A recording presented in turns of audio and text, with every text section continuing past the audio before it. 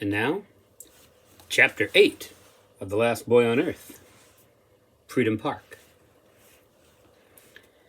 Brady lay in his bed inside of the Lifeseeker trying to drift off to sleep.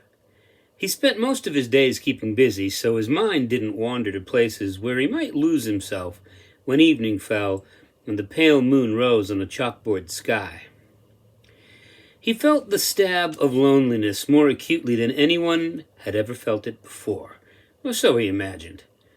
In the lonely light of the single battery-powered lamp, he prepared himself for the long battle that came every night: sleep.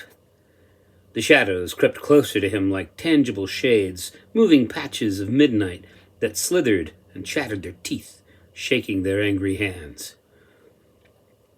Outside, the were-dog's howls grew louder and closer each night. Sometimes he would sit at the window of the Lifeseeker and look into the darkness, and for some sign of life, some movement on the edge of his vision. But all that he could see were the uncountable stars, the moon, and the flame of the north that still burned brightly. He called it the Flame of the North, but it was really the electrical generating plant in the small town of Veazey to the north of Bangor. It stood next to the river and was continually fed with a flow of natural gas from Canada. Before the abandonment, it was a large plume of steam filling the sky. But people stopped monitoring it. The water stopped flowing, and the natural gas was burned off at the top of the stack in a deliciously red dancing flame. It was a safety mechanism, and it had clicked it beautifully once the maintenance men failed to show up and keep the plant working. He knew that the flame wouldn't last forever. The hand of man had made it, and all things made this way were failing much faster than he could have imagined. The grass was already growing in the cracks of the pavement in the two cities. All the lawns and shrubs were now overrun, and for the last week he found himself encountering deer, moose, raccoons, skunks, groundhogs, and muskrats in the city limits. It wouldn't be long before they claimed this place as their home, and he would be the outsider. He witnessed isolated fires and plumes of smoke in the distance around the cities, and he didn't like to think of what would happen if the cities themselves went up in flames. The worst part of trying to get to sleep was the sound of the whisperers. He found that if he didn't go too close to the river or streams and parked the Lifeseeker in a different place every night, he could keep their discordant voices to a tolerable level, but he couldn't manage to ignore them once the hour of midnight came upon him. In the daytime, he could easily put on his headphones and turn the volume up, but such sound only served to keep him wide awake long into the primeval pitch that was the non-electrical night of the abandonment. That was when they hammered at his eardrums and pounded on his mind. When he closed his eyes, the blackness behind his lids often would light up with flashes of his mother, his friends, and of people he had seen dead in their cars or their homes. All of these faces were seen as flying photographs, coming from a distance, zooming into focus, and then quickly receding into the vast sea of darkness that lay behind his eyes, the mad screensaver of his mind. Then the whisperers would raise their voices, and sometimes Max would sense his fear and snuggle his warm body closer into his master's side, as if to say, "You aren't alone, I'm here too." Brady would lie there often for hours before he mercifully fell asleep and away from this world. If he was lucky, he didn't dream. He awoke to the blackness and looked at his watch. It was 3 o'clock in the morning. Why had he awakened? And then he heard it, a scratching sound in the darkness, and a strange feeling gripped him like a vice. His heart hammering in his chest, his breath shallow as he tried to determine what could be making such a sound. He heard Max growling and put his hand on the dog's snout, holding it there so he wouldn't bark. There it was again, against the side of the Lifeseeker. Something was scratching against the side of the camper, punctuated by an occasional thud and pounding.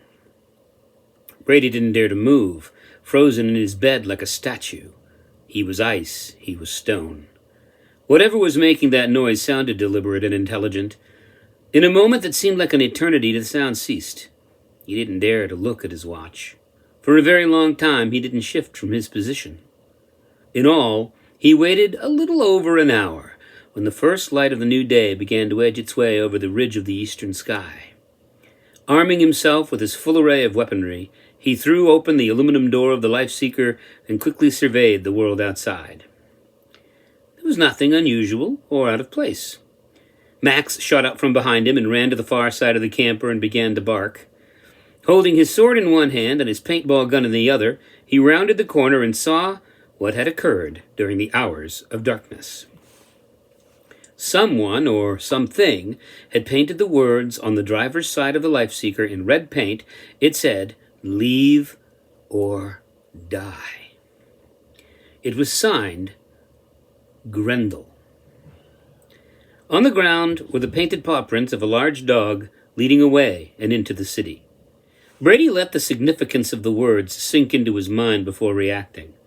Someone or something had written a warning to him in the darkest hour of the night. They didn't break in upon him while he slept, kill him, or find cause to drive him from his home. They had simply issued a warning. What troubled him the most was that this message had been written not in red paint, but in blood, chicken blood. The body of a limp bird lay on the ground by his feet. It was Hermione, his favorite hen. "The were-dogs paid us a visit last night, Max." With all the speed he owned, Brady threw himself on Rocinante and turned the key, but Rocinante didn't respond. There on the ground was a stream of gasoline that was already evaporating in the morning sun. The rubber gas line had been torn from the tank to the carburetor. Someone had not wanted him to follow where they may have led him. "Come on, boy," Brady yelled as he held the open door to the life-seeker. Brady stamped on the gas of the camper, and when they rounded the corner to the house, he could see that the gate of the chicken yard had been ripped from its hinges, the chicken wires shredded and ripped.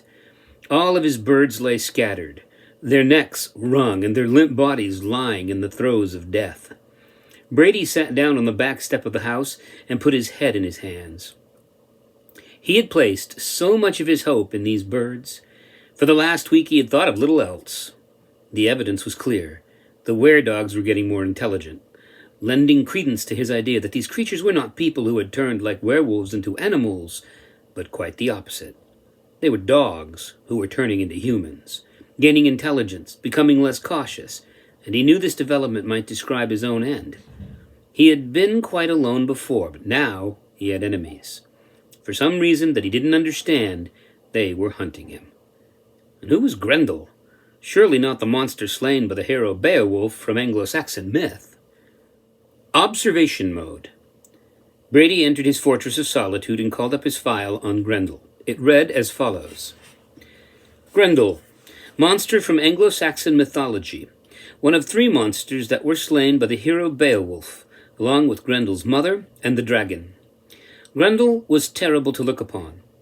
Descendants of the biblical Cain, the first murderer, Grendel attacked Heorot Hall, killing and feasting upon the men he encountered.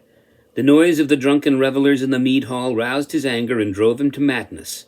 After a prolonged struggle, the hero Beowulf rips Grendel's arm off. The monster retreats to his underground cave and dies there. In the silent glow of his wall-sized computer screen in his mind, he sat and pondered the idea of sharing the planet with another being who wanted nothing more than to kill him. Brady gathered the chickens' bodies and placed them in a hole he had quickly dug near the chicken house. He was troubled the were-dogs hadn't eaten that which they had killed. Killing for food was as natural as breathing, he thought, but indiscriminately killing for the sake of bringing death into the world was a human quality. It was murder. It was clear to him that he had to change how he had been living. For a long while he simply drove around the city, but his restless mind could find no ease. He knew he couldn't keep living as he had been, a vagabond moving from place to place, never settling in or down. He wasn't surprised that he eventually parked the life-seeker where he had started that day. Rocinante needed repair. There were decisions to make. Freedom Park was just to the left of the Irving gas station. He tended to put his hands in his pockets and slowly saunter, looking at the ground when he really needed to have a good think, shuffling. And he soon found himself sitting at the foot of the bronze statue of General Joshua Chamberlain, Civil War hero of the Battle of Gettysburg and Little Round Top, savior of the Union because he didn't surrender or retreat. Every Brewer student knew the stories of this illustrious man, whose courage, tenacity, and spirit made him the city's most favored son. Brady liked the statue's look. It seemed like it was thinking, contemplating something with its arms crossed in stern consideration of some unknown stratagem. For some reason, Brady's head was always a little clearer up here on the high ground. The makers of the little park had gone to great pains to make it an accurate replica of Little Round Top, that hilltop in Pennsylvania that Colonel Chamberlain so gallantly held against the rebel onslaught. Brady liked the effect, somehow feeling that this artificial place had more realism than the entire real world that surrounded him. For a long time he sat there lost in thought. For reasons he didn't understand, the weredogs never came out for long in the light of day. What troubled him was their message, and the reason behind it. This was an empty world, but a big one nonetheless. There was plenty of room for all of them, boy, weredogs, and all the other creatures now emerging from the great forest. Why did his presence disturb them? More than anything, he puzzled over the signature in blood on the side of the life-seeker. Grendel, leave or die. As he sometimes did when he needed to hear a human voice, Brady spoke aloud. "We're in a bit of a pickle, Max. I sure wish I knew what to do." Brady was stunned when he heard a reply to his statement. "Yes, that seems about right. You, sir, are on the precipice, very edge of a dilemma. Your next move could determine the fate of your life. Choose wisely." He hadn't heard another human voice for a very long time, outside of his own sweet and somewhat fanciful imagination. Who was speaking? He scanned the area and saw no one, his heart pounding like a 10-pound hammer in his chest. "Up here, cadet. Look up." Colonel Joshua Chamberlain of the 20th Maine was looking down at him with a calm demeanor on his bronze face. Brady couldn't muster a word or movement. He was the statue now, and the form of Colonel Chamberlain was the only thing moving. It seemed that all he could do was move his head. The rest of his form was paralyzed in metal, but he looked down at Brady, blinked, and smiled. "I'm sorry to frighten you, lad. I only just realized I could talk. It's been a while coming, but I must say, but now that I can utter a sound, it is a great relief." Seeing that Brady was still stunned, the colonel looked away to the Bangor side of the river and up the Penobscot toward the bay. He was waiting for Brady to respond, which he finally did a few moments later. "You can speak? You're alive?" Brady asked. "Well, I think the answer to the first question's obvious. As to the second question, I have my doubts," answered the colonel. "But if you're not alive, what are you?" Brady asked, still incredulous and dumbfounded. "Make no mistake, I am not the actual Colonel Joshua Chamberlain. That would be quite impossible. He passed on long ago and went to his final reward.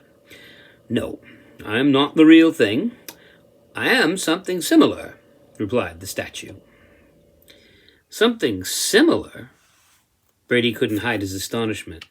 The form of the colonel seemed to muse upon the idea for a moment before replying.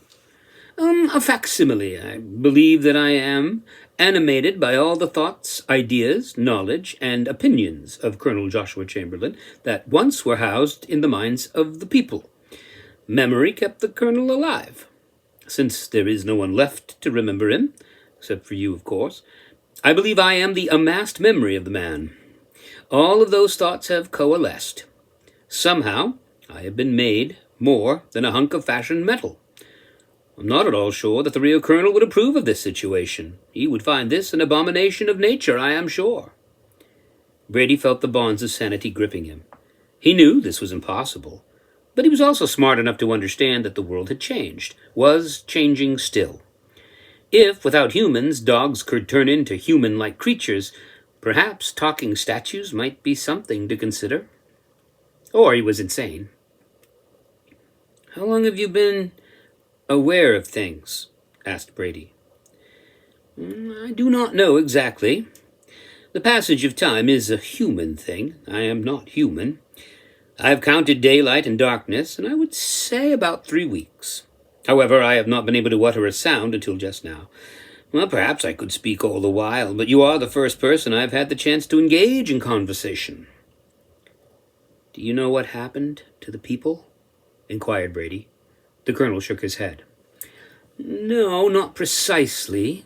I surmised that some terrible contagion may have taken them all suddenly, but I confess that it seems like the wrath of God for such a number to perish so quickly, like the angel of death over the armies of Sennacherib. Nope, it was a scientific mistake. People did this to themselves, answered Brady. Is that so? Then this is truly desperate. May I inquire, how is it that you survived? I don't know, just lucky, I guess. Yes, sir, I suppose that's one way of looking at it, answered the colonel. And then he said after a long pause, We have not been introduced. I am he who represents all that was once held in the minds of people as Joshua Chamberlain. And you are? Brady Smith. I'm just Brady Smith. The colonel looked up at the river again and then, after a pause, said, Not just Brady Smith. From what I have observed, you are the Brady Smith. Sir? Brady asked. I have had little else to do up here on this pedestal but watch the world go by, and a large part of that has been watching you. You are a resourceful fellow, Mr. Smith, and one I would have been proud to serve with if circumstances allowed. You are a survivor of the First Order. I dare say that if the very survival of the species relied on your actions, humanity stands at least a fighting chance. Brady smiled and said nothing in reply. Still, Mr. Smith, nothing is certain. You are not without your adversaries. I know, agreed Brady. The were-dogs? Were-dogs? Do you mean the curs and mongrels that are gathering into packs around the cities? Yeah, they're the ones. They're getting smarter. And more dangerous. Their leader seems a particularly vile beast. You should know that their numbers are growing. As you sleep, they stir among themselves and gather. Something's happening to them. They're forming into something more cunning than a pack of dogs. They're organized. They have direction and superior numbers. Brady stooped his shoulders in frustration. No, sir, said Joshua Chamberlain, once governor of the state of Maine, chancellor of Bowdoin College, and Civil War hero. Far be it from me to offer any advice.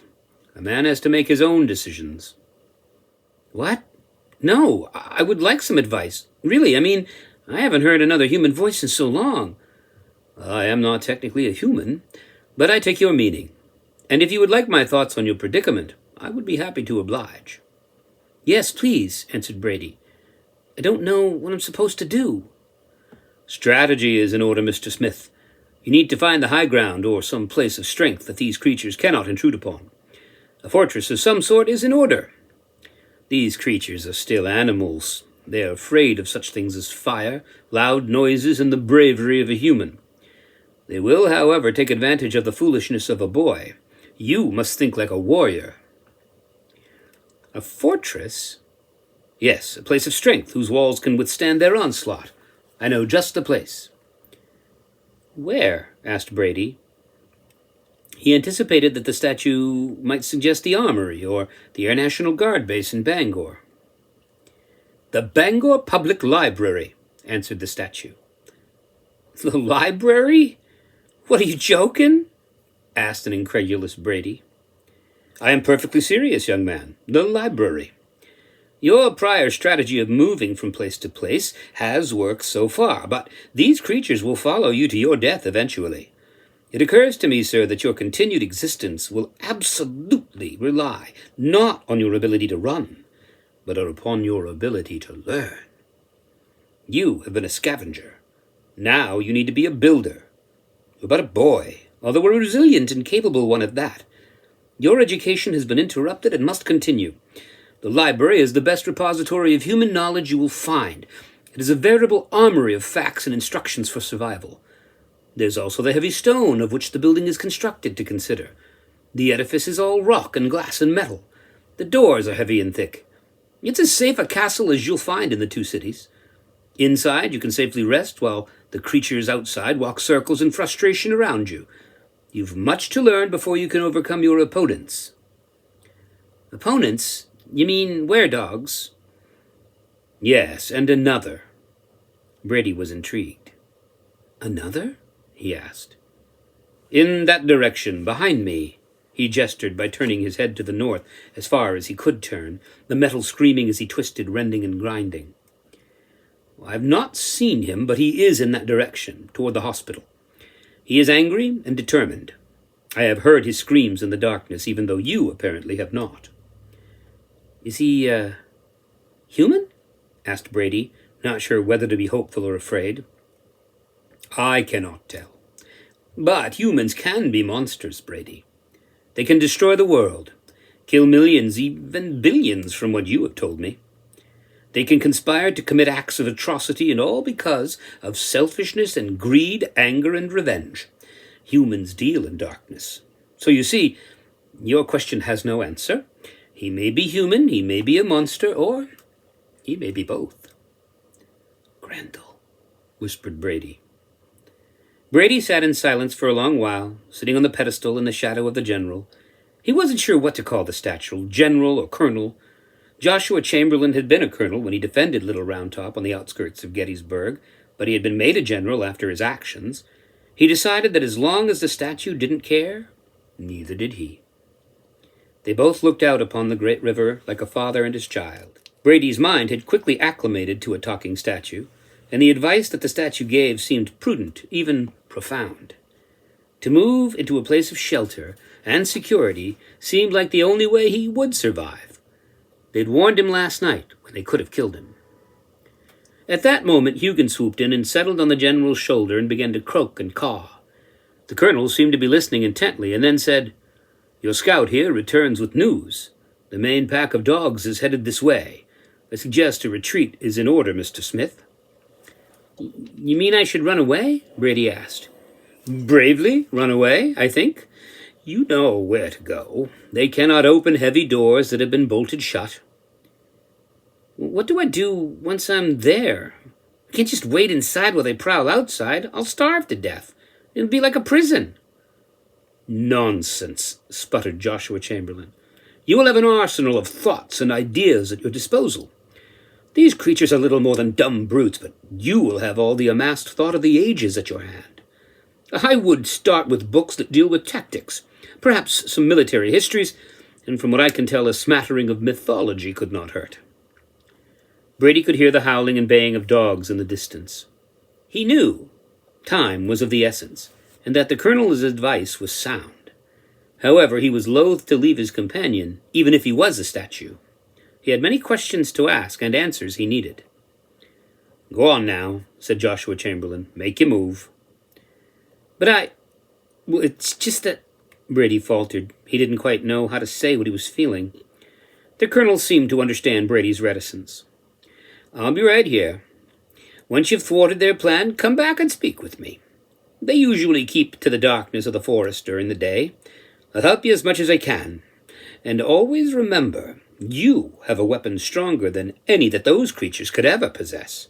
Used wisely, it will always bring you home safely." "I do?